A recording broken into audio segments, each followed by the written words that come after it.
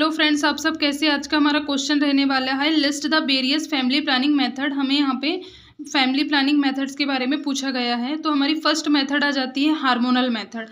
Hormonal method, अब इसके अंदर क्या क्या आती हैं, बर्थ कंट्रोल पिल्स आती हैं। जितनी भी बर्थ कंट्रोल पिल्स रहें वो सारी हार्मोनल मेथड में आती है। फिर है इंजेक्टेबल, जैसे डोपा, प्रोबेरा, ये क्या होती है, इंजेक्टेबल होती है। फिर नेक्स्ट आ जाती है हार्मोनल इम्प्लांट्स। बहुत सारे हार्मोनल इम्प्लांट्स होते हैं, जैसे नॉर प्लांट, जोडेल, ये सब क्या होते हैं, हार्मोनल प्लांट होते हैं, जिसका भी यूज़ हम फैमिली प्लानिंग के लिए कर सकते हैं।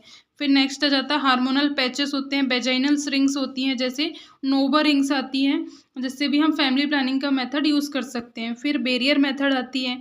बेरियर मेथड में क्या क्या आ जाती है फैमिली प्लानिंग के लिए, मेल कॉन्डम्स आते हैं, फीमेल कॉन्डम्स आते हैं, डायफ्राम्स आते हैं, और सर्वाइकल कैप्स आते हैं, और स्पर्मिसाइडर्स आते हैं, जिसका भी यूज़ हम फैमिली प्लानिंग के लिए कर सकते हैं। फिर नेक्स्ट पॉइंट आ जाता है इंट्रा यूटेराइन डिवाइसेस, जैसे आईओडीज आती हैं, जैसे कॉपर आईओडीज, हार्मोनल आईओडीज आती हैं।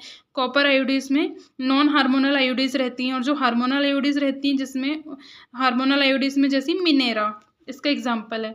फिर हम नेक्स्ट कॉन्ट्रासेप्टिव के लिए यूज़ क्या करते हैं, जो फैमिली प्लानिंग के लिए यूज़ क्या करते हैं, इमरजेंसी कॉन्ट्रासेप्टिव पिल्स यूज़ करते हैं, जिसको हम बोलते हैं मॉर्निंग आफ्टर पिल्स। हमें मॉर्निंग में ये पिल्स लेनी होती है, पर डे एक एक हमें पिल्स लेनी पड़ती है।